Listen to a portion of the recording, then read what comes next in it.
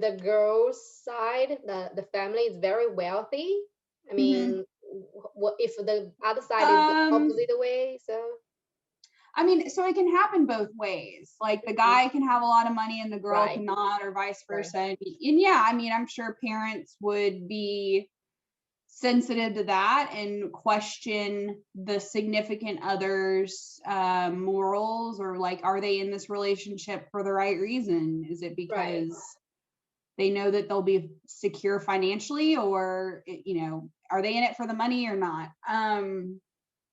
But there are ways of protecting yourself in the United States and your family's assets before you get married, so that person wouldn't have access to them. It's called a prenuptial agreement.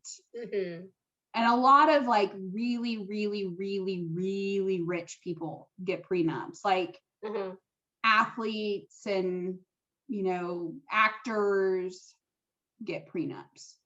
I see. But not a really normal for like. I would say they're not as common as they used to be. I know people still do them. I'm trying to think if I know anybody who has one, and I can't think of anybody. When couple get married, will parents give some gift to their kids, like a very good big like house or something as a gift? Yeah, my grandparents gave my parents their first house as their wedding gift. Oh, that's so sweet.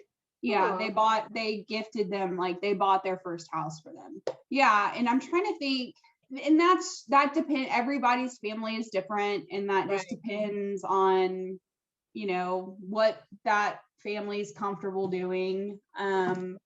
Wedding gifts are a thing, but also a bride's parents could look at it as, well, I'm giving you a wedding, or I'm paying for you to have a wedding. So that is your gift. Then I feel like the parents in this world are the same, no matter where they are, like Chinese parents or American parents, they all want to give their best to their kids, to have them be happily live in this world. If we get married normally, I mean, normally parents will like support the house, buying at least the down payment, you know. Yeah. Then will give whatever they can to their kids. American parents obviously it's the same way, but some rumor I heard parents not really care about their. It's not saying they don't care, but they will not give like buy a house for you or give you lots of gifts, something like that. You are very independent from your parents. But well, it totally depends on the person, and I think I come from a family where gifts are more common. But I know a lot of people who have gotten married and their parents are like, or their parents certainly didn't help them buy a house for their wedding gift. So it really just depends. Everybody is so different. There is no like hard square box that everybody fits within. Everybody's different. Right. You are absolutely right. Especially America. So many people immigrated from different backgrounds. So they have their own traditions or culture. We don't know. So yeah, of course they react very differently. If you want to get married, you do need your parents' agreement, right? Normally, I mean traditionally, like the groom will go to ask the bride's dad, say, "I'm gonna marry your daughter. Do I have your permission to marry her?" Yeah, that's traditionally how it works. I think that over time, people aren't as traditional. Like our culture isn't as traditional as it used to be.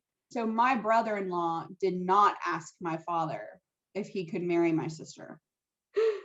All right. So because it's not traditional, then because he knows. I mean, it was fine because we all knew that they were going to get married. Like, I think at that point they had been together for so long, but like he never sat down with my father before he was going to propose to my sister, and like they didn't have that conversation. I see.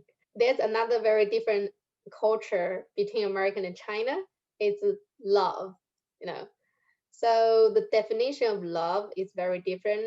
in America, you can say I love you very daily to your significant others or your husband. But in Chinese culture, we don't say that much, normally we don't, even we really love each other.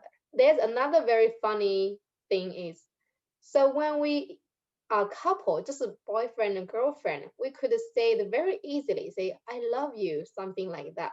But in American culture, when you are boyfriend and girlfriend, so that love, that word, you better be careful.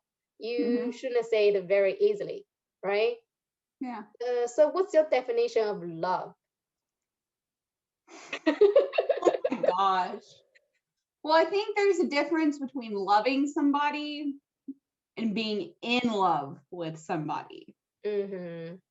Because you can like love your friends. So I think being in love with somebody is different. And I think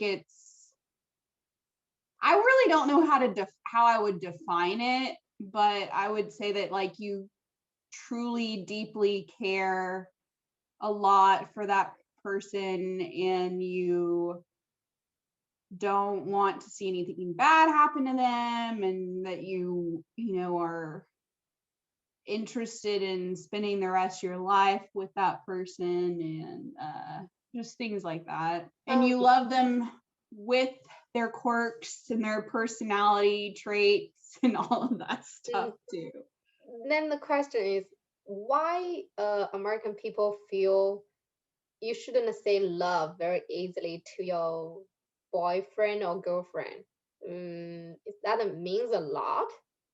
Yeah, I would say telling somebody that you love them is a big deal.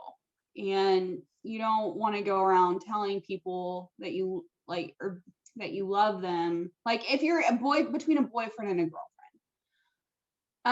It is a big deal, and you don't want to say it to somebody if you don't truly feel it. Once you tell your boyfriend or your girlfriend that you love them, you're kind of telling them that like you're ready to fully like commit, I guess. Oh, okay. I don't know. I think so. In Chinese culture, for boyfriend or girlfriend, we could say it very easily out. It's not doesn't mean I mean it means something, but not as heavy as American love. I feel like that way.